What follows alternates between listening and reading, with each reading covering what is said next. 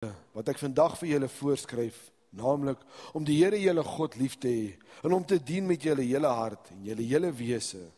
Dan sê die Here, ek sal die reën vir julle land op tyd gee, die vroeë en die laat reën, sodat julle koring en julle nuwe wyn en olie kan insamel. En ek sal vir jou die diere veiding gee, en ek sal sorg dat dit met jou goed gaan en dat jy versadig word.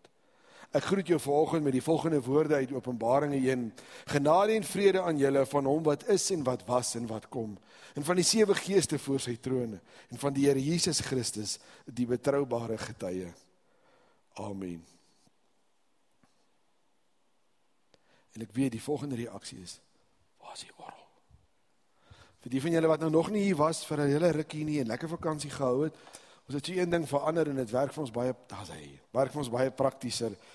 Ons doen ons aanbidding met die orkes voor die tyd, ons het woordverkondiging, en ons gaan oor in aanbidding met die orgel na die tyd, en het werk vir ons baie prakties, so, wees rustig, ons nog nie klaar gesing vir volgend nie, maar ek wil daarom net sê, baie welkom vanoggend, baie welkom aan die wat ek so 3 weke laas gesien het, was die vakansie lekker, ek is bly daaroor, is lekker om jou terug te hê, maar een ding is 'n feit, ek wat hier gebly het, en jy wat op vakansie gaan, is nou ewe platsak, ja, so, ons besoekers baie welkom, julle sal agterkom, ons is 'n baie raserige gemeente, en aanbidding is vir ons verskriklik belangrik, en my hart vanoggend is, mag jy iets van die Here af ontvang, mag die Here met jou iets deel van sy hart, dit wat jy nodig het.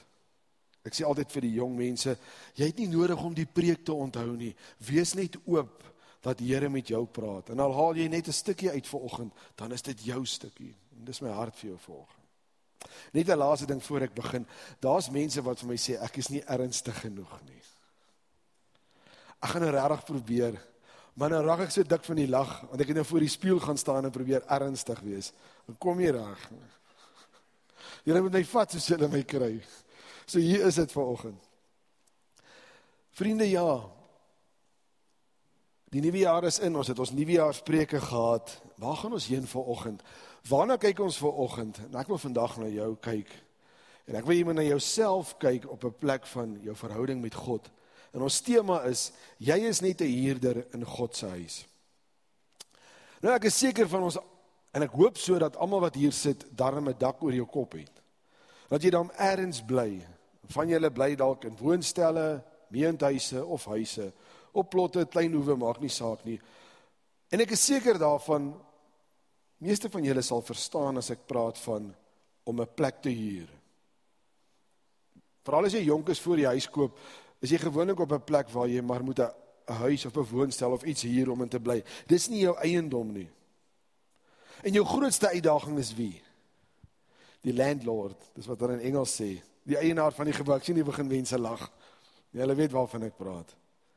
Maar daar is 'n baie interessante ding. Wanneer jy iets by iemand huur, al is dit die eienaar van die plek, en dis veronderstel om so te wees, en jy betaal jou huur, is daardie gedeelte wat jy huur, jou eie persoonlike area.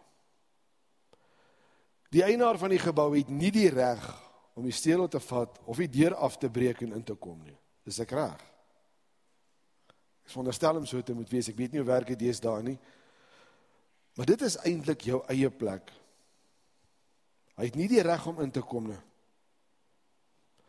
Al hoe die eienaar of die landlord, soos wat ons hom ken, mag in jou huis inkom of in jou gedeelte, al besit hy dit, is hy moet aan die deur klop en hy moet jou kom vra.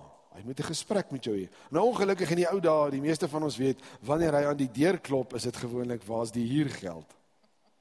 Net so iets anders, ons is 'n klomp jong ouens, vroeg in ons 20's, klaar gestudeer, bly in vereniging in 'n woonstel, ons is 3, almal van ons het verskillende werke, en ons bly lekker in die woonstel, is baie nuut vir ons, het ons eie plek, ons is op ons eie voete, en een aand is die krag af. En toe besef ons, maar jy moet krag betaal.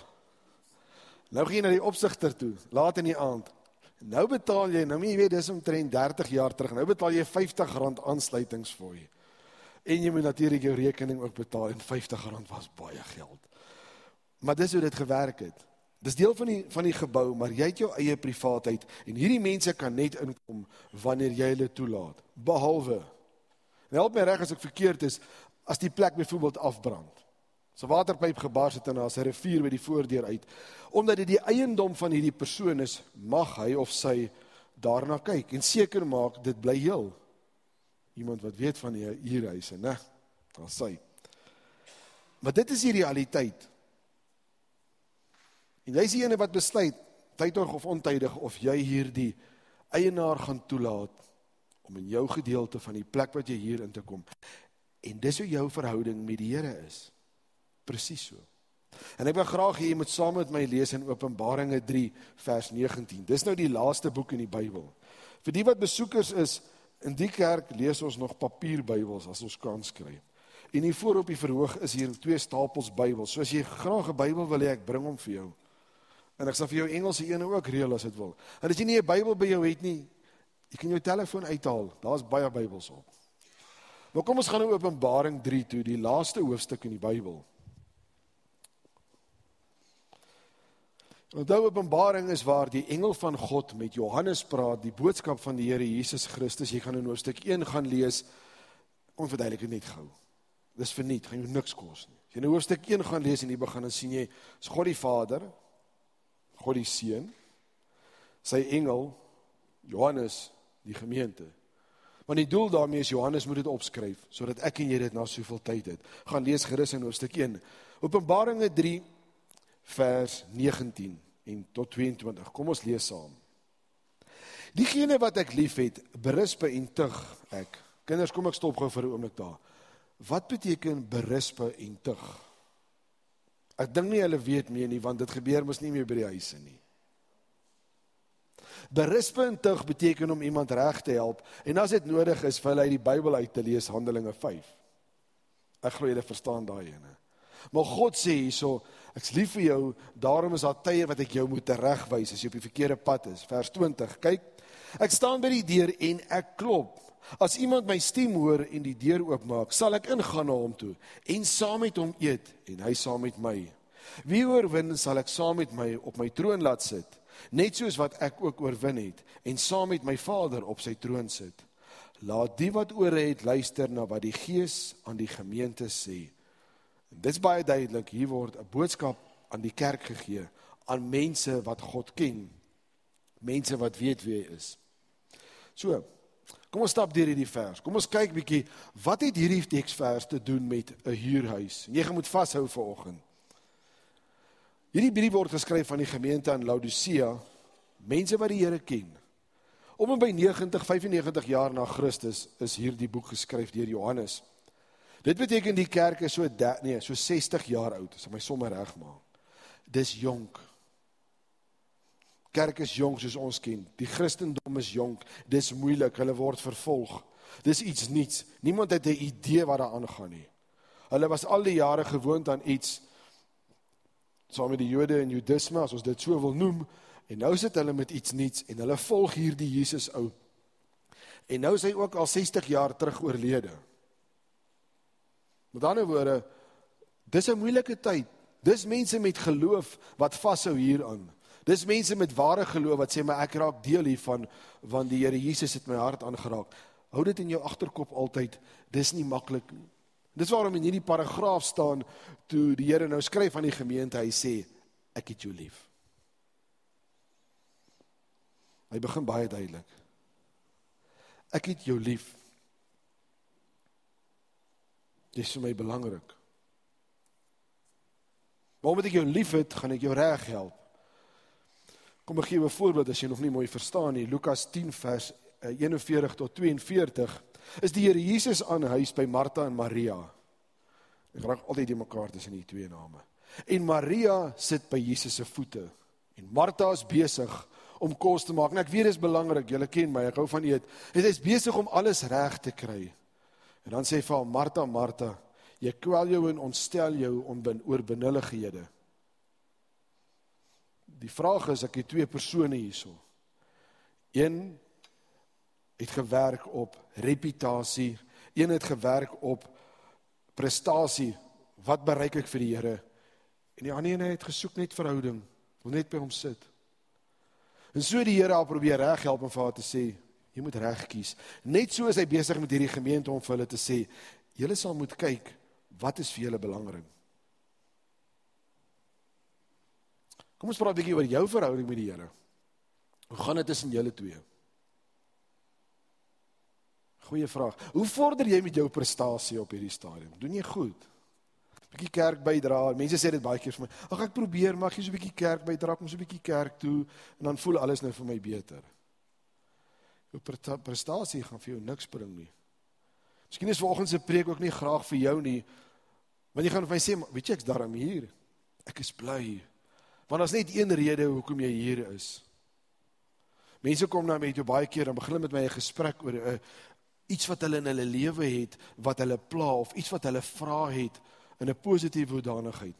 Weet jy wat, die dag as jy sulke vrae begin vra, beteken dit, die Heilige Gees het jou gestuur om dit te vra. God's besig met jou. So kom jy hier sit. Nou het jy 'n keuse. Gaan dit oor prestasie, of gaan dit oor verhouding? Hy wag vir jou. Jy kan maak net wat jy wil. Die Here wag vir jou. En baie van ons kan maar teruggaan na ons verlede en ons kan getuig dat daar was 'n tyd en 'n plek wat die Here nodig gehad het om die mat onder jou uit te ruk, en toe het hy jou aandag gekry. Dis waaroor ons nou gaan praat. Kom ons gaan verder. Die volgende aspek is, in ons skrif is, hy klop. Dis die kruks van vanoggend se saak. Hierdie God klop aan die deur, soos wat die landlord aan iemand se deur klop. Onthou, God besit alles, hy is die eienaar van alles. Maar hy kom by my en jou en hy sê vir jou, ek klop. Ek klop want ek wil met jou 'n verhouding hê. Hy is die eienaar, maar hy wag vir jou, want hy klop.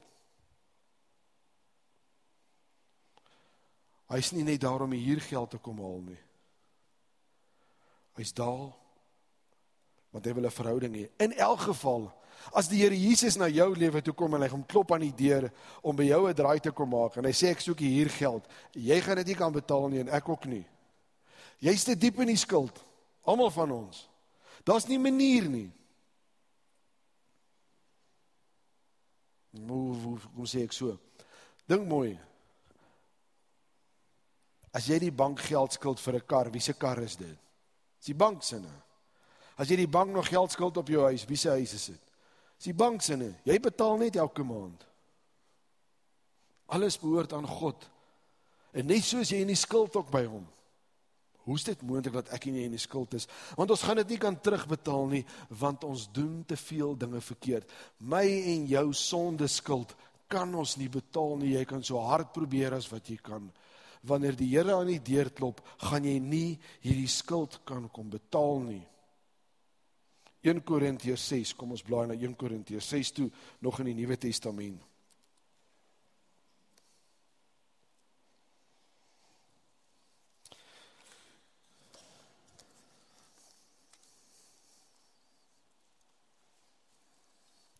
In Korintiërs 6 vers 19, ek dink hy is op die bord.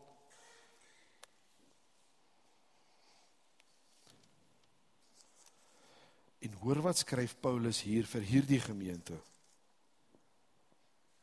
1 Korintiërs 6 vers 19.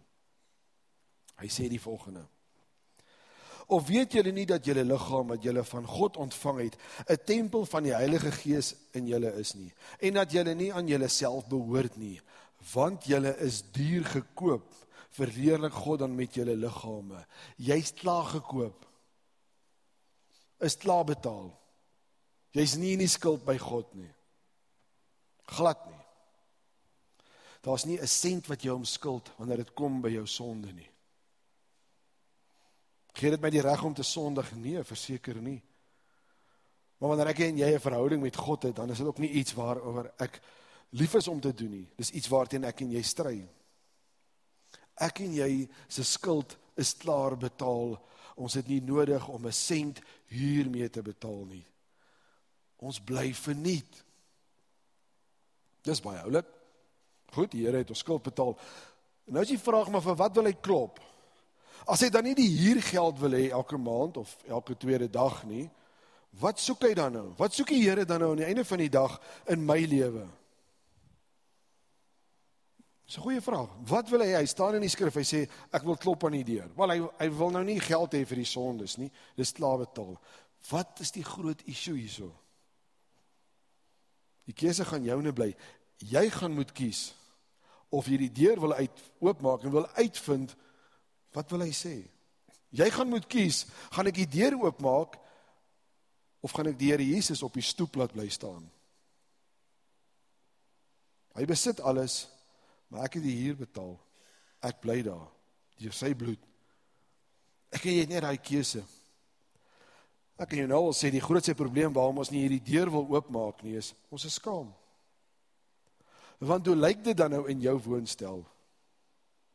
Miskien is die huur betaal, water en ligte, alles werk, alles is mooi, maar hoe lyk dit binne in daai woonstel? Binne in daai huis wat jy huur? Miskien is jy so skaam, want die plek is die mekaar. Ek weet nie van jou nie, maar daar's baie kere in my lewe, nou nog waar ek is, as ek moet mooi kyk, dan dink ek, ja, jou lewe is partykeer regtig die mekaar. Miskien is jy gelukkig, alles is in plek in jou lewe, maar ons lewens is baie keer deur mekaar, en ons het nie kans om hierdie deur oop te maak nie. Ons los vir Jesus liewer buitekant. Hy besit alles, ek huur dit en ek betaal nie eens die huur nie, maar wag 'n bietjie. Here, asseblief net nie, bly net aan daai kant. Hierdie is my gedeelte. Ek het privaatheid hier, ek kan maak wat ek wil. Maar dan het ek vir jou nuus. As 'n landlord het hy ook 'n stel sleutels. Want as daar 'n krisis is, moet hy ook die plek kan oopkry. As daar 'n krisis in my en jou lewe is, moet die Here die sleutel in die deur draai. En die sleutel gaan draai en hy moet hom oopmaak. En as daar nie 'n groter krisis is, daar partykeer 'n kere wat die Here die deur moet afbreek. Want hy kry nie jou aandag nie. Dis lekker in my woonstelletjie, bly lekker hierso. Hier is betaal, alles loop wonderlik. Maar die Here kry nie jou aandag nie. Ek wil 'n Bybelstorie aan jou vertel. Miskien verstaan jy dit dalk 'n bietjie beter. Te sê jy moet volgens vashou. Ek wil 'n storie aan jou vertel in die Ou Testament in 2 Samuel, waar iemand gesukkel het om 'n ander ou se aandag te kry, en toe maak hy 'n plan. Want ek dink dis wat die Here besig is met die meeste van ons, en ek en jy moet dit net raak sien, maar kom ons kyk wat maak hierdie een nou met die ander ou. Nou Absalom, is nou die seun van koning Dawid, hy het 'n halfbroer gehad, en die halfbroer van hom se naam was Amnon. En ongelukkig het hy iets baie slegs aan sy sussie gedoen. Ondenkbaar. Maar hy los dit. 2 jaar gaan verby, hy kry die geleentheid, en hy vermoor sy halfboetie, want sy halfboetie het sy sussie iets slegs aangedoen. Koning Dawid was glad nie beïndruk daarmee nie. Glad nie. Koning Dawid wou eintlik sy seun doodmaak, want hoe maak jy my ander seun dood? En hy vlug vir hom. En Absalom het glad nie 'n verhouding op daai stadium met sy pa nie, maar tog mis hy sy pa. As jy die skrif gaan lees in 2 Samuel, dan sien jy hoor dat Dawid en sy seun was ver uit mekaar uit. Hulle mis mekaar. Die een wil die ander ene iets aandoen, en die ander ene is bang. Hy is bang sy pa gaan hom doodmaak. Maar hulle harte is vir mekaar. En sy seun besef, maar ek weet ek het droog gemaak, ek weet ek het my boetie doodgemaak, maar ek mis my pa. Maar ek het 'n plan. Daar's 'n ou, die bevelvoerder van koning Dawid. As ek met hom gaan praat, dan sê ek van, weet jy wat, help jy my dat ek met my pa kan begin praat. Bou jy 'n bietjie verhouding. Mens kry mos sulke mense, hulle het ongelooflike talent. Hulle kan net altyd vrede maak en sorg dat almal oor die weg kom. Nou dit was hy. En sy naam was Joab. En ek wil jy moet saam met my lees in 2 Samuel 14. Ja, vanoggend gaan ons 'n bietjie Bybel lees. 2 Samuel 14 in die Ou Testament.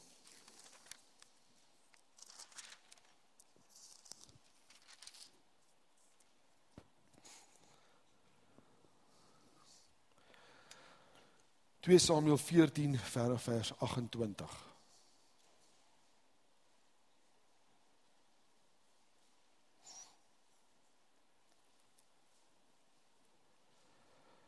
As die blaaie in jou Bybel aan mekaar vassit, beteken dit net een ding.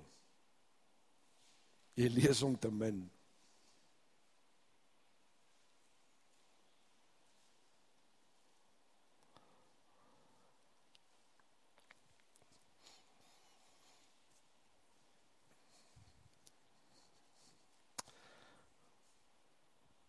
Kom ons gaan voort. So ding nou, onthou nou mooi, ek weet ek is nou uit ons storie uit, ek wil jou storie vertel om vir iets te verduidelik. Onthou nou net, hy wil graag sy pa weer sien. Nou goed, nou mag hy 'n plan maak. Vers 28. Absalom het 2 jaar in Jerusalem gewoon, maar die gesig van die koning het hy nie gesien nie. Dis nou sy pa Dawid. Absalom ontbied toe vir Joab om hom na die koning te stuur, maar hy het geweier om na hom toe te gaan. Hy het hom 'n tweede keer ontbied, maar Joab het steeds geweier om te gaan. Hy sê toe vir sy werkers, kyk, Joab se stuk land is langs myne. Hy het gars daarop. Gaan steek dit aan die brand. Absalom se werkers het toe die stuk land aan die brand gesteek. Joab het opgestaan en toe hy by Absalom by sy huis aankom, vra hy vir hom, waarom het jou werkers die stuk land wat aan my behoort aan die brand gesteek? Dis 'n briljante plan. Hy roep hierdie ou, hy sê vir hom, jy moet na my toe kom, want hy is redelik 'n belangrike ou. Ek wil met jou praat. Wat doen hy? Hy antwoord hom. Hy laat weet hom weer 'n keer, maar ek wil met jou praat, ek wil met my pa uitkom, en jy gaan my help. En hy luister nie. En wat doen hy? Hy brand sy lande af.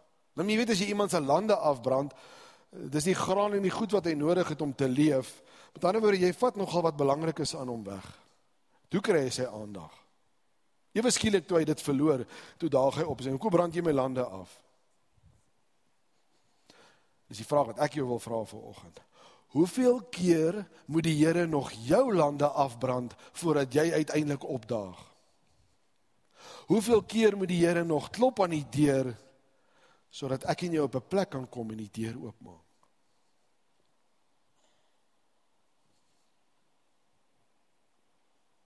Hoeveel keer moet die Here nog dit wat vir jou belangrik is wegvat om jou aandag te kry?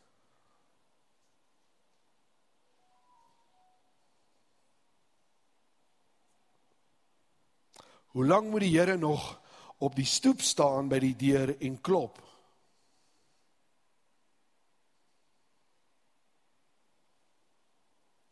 Hoe lang moet ek en jy die Here uit ons lewe uithou, want daar's goeders wat ons nie vir hom wil wys nie. Dit is ongemaklik, né? Ek kan nie vir elke oggend, elke sondagoggend net 'n boodskap gee om jou te laat beter voel nie. Ek moet vir die realiteite bring. En dit geld vir my ook. Maar dit is die probleem waarmee ons sit. Hierdie God van ons, wag. Nou die ander interessante ding is, kom ons dink bietjie soos die wêreld ding, want ek weet jy is klaar besig met 'n redenasie in jou kop, en die mense wat op die video kyk, begin dadelik redeneer, maar wag 'n bietjie. Want dis wat die wêreld sê. Hierdie God sê in die begin van hierdie teksvers, hy is baie lief vir ons. Hy sê hy het vir ons alles betaal. Hy sê hy het alles gedoen, maar hoekom wil hy kom interfereer? Wat het hy nou eintlik te doen met my lewe? Soos ons alles nou reg. Hulle sê as die mense in ons dorp sê wat hulle behoort aan 'n kerk, vir een Sondag wil kerk toe gaan. Ek dink ons moet iets soos 24 nuwe kerke bou. Help nie ek en jy sê net ons glo in God nie. Daar's meer wat ons nodig het. Ek het 'n wye draai nou geloop. Maar daar's 'n ander vraag, en dis die groot vraag. Nou maar goed, as ek dan nou bereid is om hier die deur oop te maak, uiteindelik, wat soek die Here dan nou daar? My huur is klaar betaal, hy het nou my aandag gekry, miskien het hy iets weggevat, soos gaslande, hy het hard genoeg geklop, ek het die deur oopgemaak, nou wat nou? Wat maak ek dan? Wat soek die Here? En hoor wat staan, ek wil hy teksvers weer vir julle lees. Kyk, ek staan by die deur en ek klop. As iemand my stem hoor en die deur oopmaak, sal ek ingaan na hom toe en saam met hom eet en hy saam met my. Die Here wil by jou kom sit.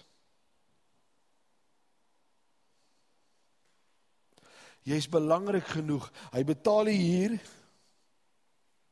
Water en ligte is betaal in jou lewe. Jou geestelike lewe. Hy klop aan die deur en al wat hy wil hê is hy wil net by jou kom sit. Hy wil saam met jou gaan uit eet. Kom ons wees eerlik met mekaar, ons is lief om te eet. Ons is lief om funksies te hou. Ons is lief om te kuier. Grootste besigheidstransaksies word oor 'n ete gedoen. Want dan kyk ons mekaar in die oë. God wil so met jou sit. Hy sê ek wil jou sien. Dis die God wat ek dien. Dit maak my opgewonde. As ons teruggaan na Genesis 3 toe, en ons kom net voor die sondeval, dan staan dit baie duidelik, en God het in die tuin gewandel, en was op soek na die mens. Hy het besluit, dis middag, dis tyd, ons gaan 'n bietjie gesels.